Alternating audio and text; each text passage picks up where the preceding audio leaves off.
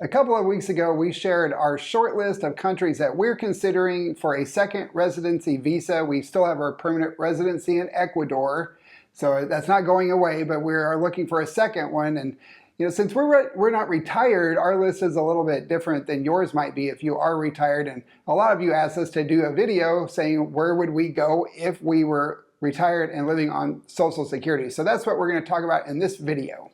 But before we get started, if you're new to our channel, we're Amelia and JP, and we can help you fast track your move abroad, whether you want to expat in one country or just slow travel for a while. And they're both great options. They are. I recommend both. All right, so let's talk about our requirements first. The first one is you have to be able to move there and live there on the average Social Security income, which in 2026 is $2,071 per month. So that's the first requirement. We're just going to go with the average, not what we would make, because who knows if we'll even get it when we retire in what years. We're not going down that road. Years from now. Okay, so the countries on this list all have visas with income requirements that are less than that amount, and they also have a cost of living for a single person that is around that amount. A couple of them are a little bit more, a few are a lot less. Correct. All right, so the first one on our list is number 5, Paraguay. Yes, and this is a country that has really been slowly gaining in popularity for a variety of reasons. One is because they do have a retirement visa. For this one, you have to have a proof of stable lifetime income. So if you're getting your Social Security or pension, it has to be indefinite, meaning it is going to carry you through the rest of your life. And that could be Social Security or your pension. They do have a rentista or a passive income visa as well. And for that one, you can use investments or rental income, things like that, or any other stable foreign income. Great. Yes. So they have options for retirees. Yeah, those are pretty basic options, honestly. That's pretty standard. Yeah, and they have extremely low cost of living. It's kind of one of the lowest. I think you could probably live there on less than $1,200 a month as a single. And if you're a couple, we always say add 50%. Correct. So maybe $1,800 a month for a couple. So there's low residency barriers. It's pretty easy to get residency there. It's also a territorial tax system, which means they're not going to tax your foreign income like Social Security or your pension. Yeah, that's a big deal. They also don't have really strict physical presence requirements like other countries do. You just have to spend a few days a year there if you want to maintain that visa and go into permanent residency. Yeah, so there's a quiet lifestyle, Paraguay. Yes. It's a long way from all the warmongering and the rest of the world. So if you want to be isolated in a landlocked country in the bottom of South America, this is a good place to go. Yeah, it is. You can't actually go to a lot of places direct from Paraguay. That is another downside. Well, that's the first downside we're going to talk about. We're going to talk about some downsides here. The first is that you can't get to a lot of places. Like there's no direct flights to the U.S. You have to go through either Panama or Bogota, or you could fly to Uruguay or Argentina, but then you had to get on another flight. There's no direct. And it's far. It's a long way. I mean, it'll take you 9 hours to go from Miami to Montevideo, Uruguay, and then Asunción. Montevideo is. Oh, you said Uruguay. Sorry. Yes, they'll go to Uruguay, and then from there you had to get on another plane and fly to Paraguay. So there's no direct way to get there. It's going to take you a full day or two to get there. It's a commitment. It is a very big commitment. The summers are very hot there in the 90s. The winters are more mild though, which is a plus. That is a plus. So yeah, you might want to leave during the hot summer months. Yeah, there's a limited infrastructure outside the main areas. Definitely less polished healthcare system. Not as many English speakers because it is kind of isolated. You're going to feel a little bit isolated there, but some of you might like that. You might definitely have some culture shock. I said might definitely. I think you definitely will have some culture shock unless you are really used to living in Latin America. Yeah. So popular expat areas, not Asuncion. Asuncion, that's the capital and by far the largest expat hub in Paraguay. You also have Encarnacion, which is called the beach city of Paraguay. It's a beach on a river that's called the Parana River. Not to be confused with the little I don't know. Flesh-eating fish? I don't know. I'm not sure I want to go hang out on a beach on a river that's named after its main occupant. I don't know if it's named after them or not. But Ciudad del Este is another popular area. That's on the border between Argentina and Brazil near the Iguazu Falls. Ooh, that would be amazing. Yeah, that's another popular area. It's a big tourist area too, so you're going to have more. Well, probably, and more services usually yeah. in tourist areas. Yeah. Or at least more English speakers. So what do you think? Is Paraguay on our list? It is. I would like to go. Yeah. I kind of like the idea of being a long ways from the action. Yes. It's not on anyone's list in terms of the people with the guns and the bombs. No, I don't think it is. I kind of like that idea. But at the same time, it is a bit of a con for us, considering we also want to be able to get back to the U.S. quickly. Yeah. But by the time we retire, that may not be as important. That's a good point. Sorry, guys.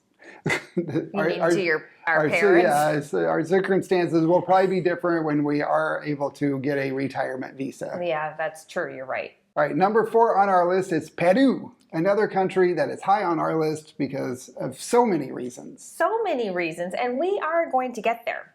They also have a standard rentista or passive income visa. You can use your Social Security, you can use your pension. I believe, let me check my notes, that they also will let you use rental income or investment income. Nice. And they don't tax your Social Security or pension. No, they don't, which is really important. Mm-hmm. They do have a physical presence requirement. You need to be there 183 days a year. Yeah, which means you'll be a tax resident. Yes. So but they don't tax your Social Security. But they don't tax your Social Security, so who cares? All right, Peru in general has an extremely diverse geography. You've got mountains, beach, desert, jungle, pretty much anything that you want. You're going to find that type of lifestyle there. It has world famous food culture. In fact, I just saw it topped another list for the best cuisine in the world. That's amazing to think Lima, Peru has that. It is. That standing. Yeah, this is a country there that it would be easy. You would want to spend that 183 days a year there because it is so diverse. It's a big country. It is a big, especially compared to Ecuador. Yeah. Well, and they took so much of Ecuador. Ecuador used to be a lot bigger. Yeah, it's a lot more than just Machu Picchu. Yeah, they have a low cost of living. You can live there on less than $1,200 a month as a single, like Paraguay.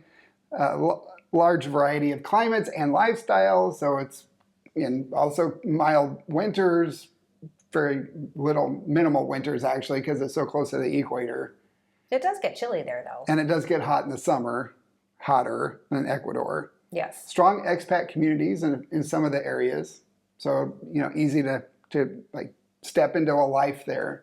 They do have a lot of bureaucracy there. I know it is more of a challenge to get your visas, but people are moving there. It's absolutely doable. Be prepared to learn Spanish, as you're going to need to learn that in Paraguay too, really in any Latin country or any country you're planning on moving to. You should learn their local language. So they have affordable private health care system. They have rich history and culture, like with Machu Picchu, and that's just one of the things. There's a ton of history there. Yeah, yes. I think the biggest drawbacks are the political instability that they've had in recent years, and they're still having.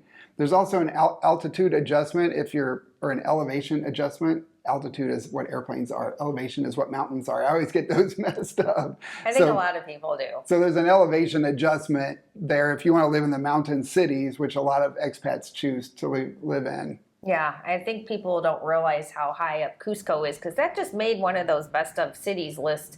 And I was shocked to see Cusco, because isn't it like 13,000 feet? Yeah, 11,000 feet and 3,400 meters for the rest of the world. That is quite high. If you have any elevation issues, you are not going to want to live there. Yeah, well, I'm going to talk about that in a second. So the other downside, the infrastructure varies wildly from area to area. It's better in Lima, obviously, and some of the other popular expat cities, but it's not great everywhere.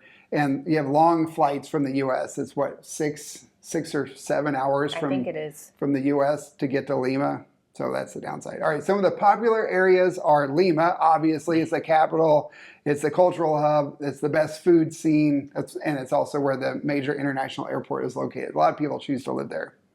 Arequipa is another popular place in the mountains. It's at a lower elevation at 7,600 feet. Which is still pretty high. Yeah, or 2,300 meters. So yeah, it's called the White City. And a lot of expats live there and love it. So it's not as easy to get to, though. No, it's not. Yeah.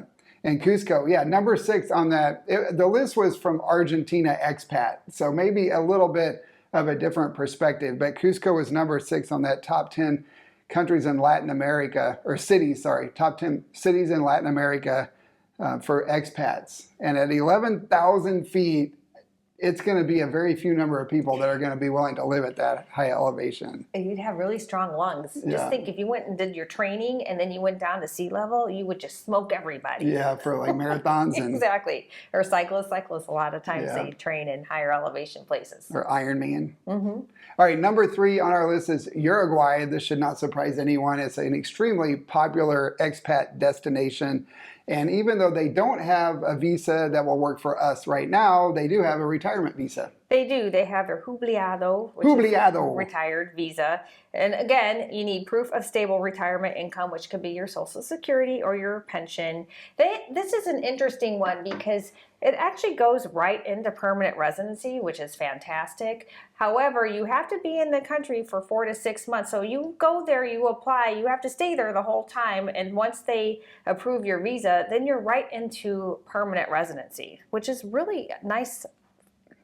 I think it's a nice benefit. feature. Yeah, because otherwise you're looking at usually 2 to 3 years before you could go to permanent residency. Yeah, that is nice. All right, they have another type of residency, right?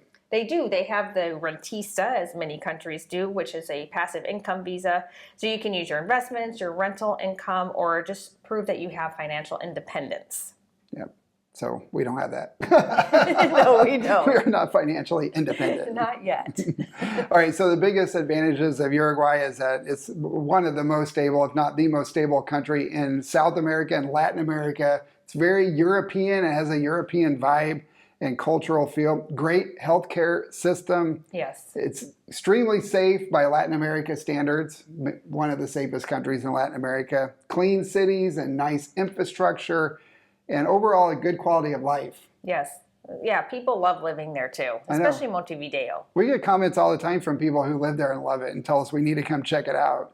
And they're right. Yeah. So the drawbacks are it's one of the most expensive, if not the most expensive country in Latin America. You're going to need around $2,200 a month as a single to live there. I'm sure that you can live on less than that. It really depends on how nice a place you choose to stay in. Yeah, and if you stay outside of Montevideo, you can find little rural areas where it's less expensive. But you should budget more. They have chilly winters with gray weather, which I don't like.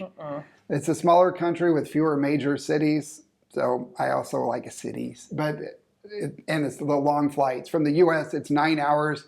From Miami to get to Montevideo, it's 11 hours from JFK. Yeah. People don't realize how far away it is. That's a long. So if you're in Denver, it's 5 hours to Miami and another 9 hours to Montevideo. That's a 14-hour flying time. Yeah, it's like going to Southeast Asia. It is. Or at least like Eastern Europe. Right. It's crazy. It is. How far away it is. Most people just don't realize that. It doesn't look that far on the map. No, it doesn't. So for whatever reason. Deceptive. So the popular areas of Montevideo, that's the capital city. It's on the coast with ferries directly to Buenos Aires, which is neat. I know. How cool is that? So you can kind of live in both. Yeah. Or at least visit. Yeah. Punta del Este, which is a 2-hour drive east of Montevideo. It's on the Atlantic coast, and it's a popular beach destination. It is. It's very popular. And then Piriápolis is a smaller, more affordable beach town that's halfway between the two. So they're kind of on that southern coastal region. It's where most of the expats choose to live. Another good spot if you want to avoid all of the world chaos. Yeah, it's kind of far away from everything. Yes. All right, so if you're seriously thinking about leaving the U.S. and moving abroad, we put together a free Move Abroad Toolkit. It has a visa matrix, which allows you to look at what Amelia is looking at, comparing all the different options for all the top countries that we recommend. So you can download that. It's free. Just go to ameliaandjp.com/toolkit or scan this QR code. Okay, what's the next country? Number 2 is Albania.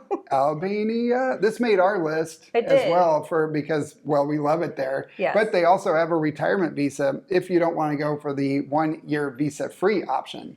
Or if you want to stay longer, because if you do the 1-year visa-free option, you have to leave for 90 days and go back. So this will let you stay forever. Yeah. We have friends who have moved there. They went on the visa free for a year. They loved it, and now they are getting their permanent their residency visas. They don't go right into permanent, but they do have a retiree visa. And you just once again, you need your proof of Social Security or income or pension income. You do have to transfer it into an Albanian bank account. You get to stay there 1 year with that permit, and then you can continue to renew it up to 5 years, and then after that you can go into permanent. And with this one, once you do apply for that visa, you have to stay for 183 days a year. Very good. Awesome. It's one of the cheapest countries in Europe. If you really is. want to live in Europe, it is. You can live there for less than $1,300 a month. We know people doing exactly that. Yes, we do. So it's very, very affordable by European standards. Well, and I know a lot of people are looking at it with the thought that Albania wants to enter the European Union, so could be a great way to get a jump start on that. Yeah, so if they do enter, I think it's going to be like 10 years, but if you want to go that route, you could become a resident of the EU. Yes. Through like the Albanian back door. Yes. So Albania is a gorgeous country. It's got mountains, beaches. The beaches are on the Adriatic and the Ionian Seas, which are cool names by themselves. Yeah, it's got the Mediterranean lifestyle, friendly locals, at least the younger people. I think the older people are not as friendly. They're a bit more suspicious, but the younger people are friendly. They are. Yeah. We found them more friendly the more north we went. They were a little bit more reserved out there in the south. Maybe they are more cautious of the tourists as well. Yeah. It's a strong cafe culture, so a lot of people hang out at the same cafes every day. There's cafes everywhere. Most of them are outdoors, and people are like, well, how do they do that in the winter? Well, they have the heaters that they bring out, but again, it's not that cold in the winter. They have chilly winters, not cold winters. Very, very rarely does it get really cold. Yeah. And never snows. I mean, they've had snow.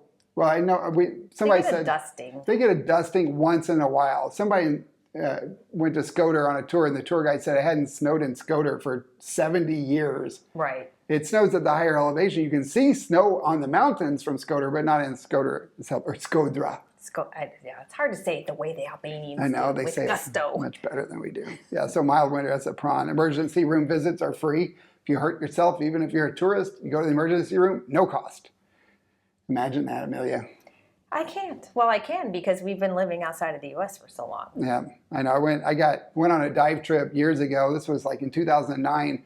I got bit by something on our last day of diving. It got progressively worse until I got back to Denver. I drove straight from the airport to the emergency room, and the emergency room visit cost more than my entire dive trip. Can you imagine that? I couldn't believe it. I'm sure it's even worse now. It was over 15 years ago, and I was shocked. I'm like, I could have gone on another dive trip for this. Yeah, it's crazy. All right, so biggest drawbacks of Albania are the developing infrastructure. You can't drink the water. They don't have a rail system or a metro. I mean, it's definitely a developing country, especially by European standards. But we find it to be very livable. Mm-hmm.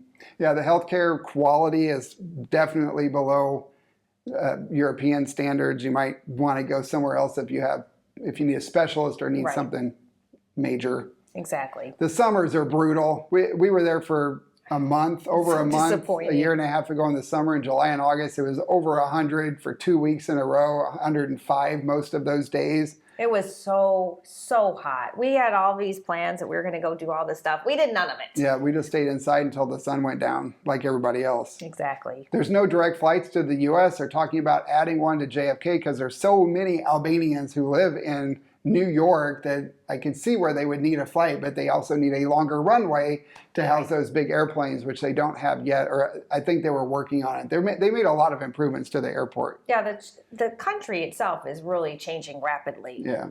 So there is a language barrier outside Tirana and outside the tourist areas. A lot of the older people don't speak any English at all. The younger people do, so it is actually easier to speak English, I think, in Albania than some of the other countries on this list. Yeah, I would agree with that. Yeah, and the smoking. There's a lot of smoking. Yeah. That's a major drawback. Unless you're a smoker. If you're a smoker, you're going to love Albania. Just scratch the rest of them off your list. Go to Albania because you'll fit right in. It's like everybody smokes it. It feels like smokes. I looked it up, and the rates are actually lower than you would expect. It was like 25%. I don't that's believe right. that. I think people aren't being honest when they are asked, do you smoke? Or maybe a lot of them are social smokers. So if they're all going out to have their coffees and their Rockies, and then Yeah, that's not smoking. They're just drinking coffee and having a cigarette. Yeah. They're not smokers. I don't know. The smoking is bad, but there's a lot of it. All right, some of the popular expat areas are Tirana, the capital. That's our favorite spot. It's not for everyone, but we like it. Love it. On the beach, you have Durres, Saranda, and Vlora, and we've been to all three of those, and they're nice. They're all completely different, all too. completely different. I wouldn't want to live in any of them, but we have friends that live in Saranda. Hi, Warren. Hey, Warren. And he loves it there, and there's a lot of expats. Yeah, it's really popular with the expats. And Skodra.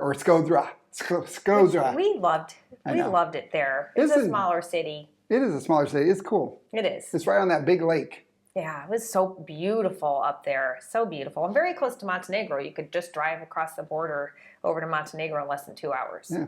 All right, number one on our list, although we do have a bonus, of course, but number one is Panama.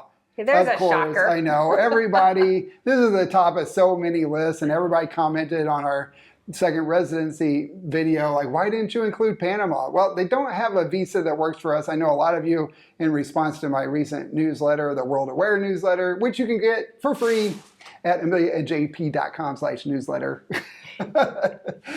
They commented or responded to that and said, there is a visa that will work for us, but we looked into it. It's not what we're looking for. Right, exactly. It's a nice stopgap if you're looking to retire in Panama soon, but everybody knows about the pensionado visa. I don't even need to consult my notes for this one because it is so popular that you just need to show your Social Security or your pension income. It goes straight into permanent residency, which is fantastic. They do not have strict physical presence requirements. You basically just need to show up once in a while. It's a little bit more particular than that, but you guys get it. And they have all those discounts for seniors there. Mm-hmm. And they don't even have an age requirement. You only have to be 18 years old to apply for that visa. Yeah. Well, I wish I was 18 and could apply, be totally retired. Although I'd be bored out of my mind. Yeah, what would you do? Who would want to be retired at 18? Yeah, I don't know. My niece, she said when she was hanging out with grandma that when she was like 6, she didn't want to go to school, so she said she wanted to be retired. Yep. Boy, that's the life. Yeah. All right, I'm not going to go into a lot of details about the pros and cons because we just did an entire video about Panama, the pros and cons of Panama. So you guys can check that out if you want to know everything. I think one of the biggest advantages is that it's on the U.S. dollar. It's pegged to the U.S. dollar. You can spend dollars there just like you can in the U.S. Yep. And it's close to the U.S., same time zone, a lot of English speakers, a lot of expats there, so it's easier to settle in. It's got a lot going for it. The biggest downside, at least for me, is that it's hot and humid. Hot and humid. And it's rainy. And it's also more expensive. It's one of the more expensive places. It used to be a lot more affordable. It's not as much anymore. You're looking at spending around $2,000 a month as a single to live there. Obviously, you can find places and areas that cost less, but that's kind of an average what you can expect. I still think that's very affordable. You're going to have a nice lifestyle in Panama. They have excellent health care, too. Yeah. All right, so the popular expat areas are Panama City, obviously, which is where I would want to live because I'm a city person. Me too. The mountain areas, you have Boquete, which is extremely popular, maybe too popular with expats. They're kind of pushing out the locals. That's where it's gotten more expensive, too, is Boquete, especially for housing. And Volcan in the mountains. Yes. And then the beach, you have Coronado, which is really popular. It's kind of a long area. And then Bocas del Toro on the Caribbean side. So, all right, now for our bonus, of course. This video is assuming that we were looking for another residency that we would qualify for if we were retired. We are, of course, permanent residents in Ecuador. It's still the number one on our list. It is. It's still our favorite country. I would have to say Albania and Ecuador. Yeah. Not in that order. Yep. Ecuador, Albania. Yep. All right, tell us about the visas, high level for the retirement visa in Ecuador. Well, they have a retirement visa. You need to show your Social Security or your pension or your whatever your retirement funds are. And actually pretty easy to get. They do have a lot of bureaucracy, but tons of people move there on their retirement visa. They actually have an enormous amount of visas. So if that one doesn't work, you could probably find something else that will work for you. The biggest downside with Ecuador and their retirement visas and their visas in general, most of them, is that you have to stay there for a lot longer if you want to go from temporary to permanent residency. The temporary visa is a 2-year visa, but within that 2-year time frame, you are only allowed to leave for 90 days. That is very restrictive. So what people do if they don't want to apply for permanent, they just come and go and you reapply every 2 years and you just keep getting your temporary residency. But a lot of people want that permanent residency like what we do, because once you have that, you can leave one. You only have to go back. Yes. Take a deep breath, I know. Amelia. She I gets know, so I'm so excited excited. about this. Her mouth does not work as fast as her brain. Well, and I'm also just envisioning Ecuador and like imagining myself there right now. Okay, so you only have to go back one day every 2 years in order to maintain your permanent residency. Yes. So that is a very nice feature of the permanent residency, but it's not as easy to get as it was when we got ours. No, that is restrictive, and I know that kind of stresses people out to think, well, that's too much time required in the country. Mm-hmm. But we made it work. We actually didn't travel back that much to the United States. Well, it's also because we were there. That was during the pandemic. We were still temporary residents. That's true. So during that did help. Yeah, I guess we went permanent like right before the pandemic. So we were permanent, but then we didn't travel. So. Right, we didn't travel. All right, so the biggest advantage is the cost of living. It's still very low there. You can live as a single comfortably for around $1,200 a month on average. You could spend more if you want, or you could probably spend a little bit less. You got spring-like weather in the mountains year-round. It's called Land of Eternal Spring for a reason. Great healthcare. The healthcare there is fantastic, especially in Cuenca and Quito. See, you can drink the water in some areas. It's something that you can't do in a lot of the other places we talk about. Yeah, and I do not take that for granted. After spending so much time in Southeast Asia, I really appreciate just getting the water out of the tap. Yeah, I would say overall it's an easy adjustment for Americans. I call Cuenca the expat landing zone because it's so easy to go there and like fit into a lifestyle. It is, especially because there's so many people that are willing to help you, locals and expats. Yeah, the major drawback is the safety. I mean, we're not going to sugarcoat that. It is a drawback, although it's not as bad in the mountain areas where expats choose to live. Right. We did a video about did we flee Ecuador, and you can read some of the comments. A lot of people who commented are living there and they share their experiences. And it's not as bad as the media paints it out if you stay out of those crazy, dangerous areas. Exactly, and you should. We were just there last, September, October, while we were there for 2.5 months, and it just felt the same to me. It did. It felt exactly the same. So you might have a difficult time adjusting to the elevation in the mountain cities where we recommend living. We're not recommending the coast right now because of the safety issues with the ports and stuff. But although we still have friends who live on the coast and love it and have no plans to leave. And Ecuador is not a great travel hub because it's not. Really, you got to fly out of Quito or Guayaquil, and they have a lot of taxes on the foreign air transit. It's kind of expensive. You have to usually go somewhere else before you can fly on to your final. They have a couple flights to Europe, but not a lot, and a few flights to the U.S., but not a lot. Yeah, if you want to travel a lot, your best bet for sure is Panama. Best? Best bet.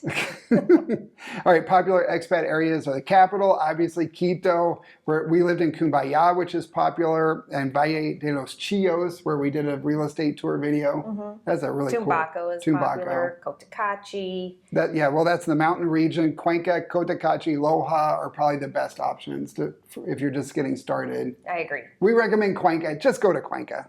It is the best place. It's so much easier.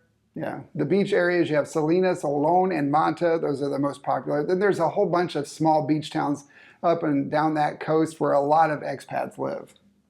So yeah, you can find your happy place. Yeah. Just like we did. All right, so that's it for our list. Hopefully this makes it's more relevant for you if you're retired. Hopefully you enjoyed that.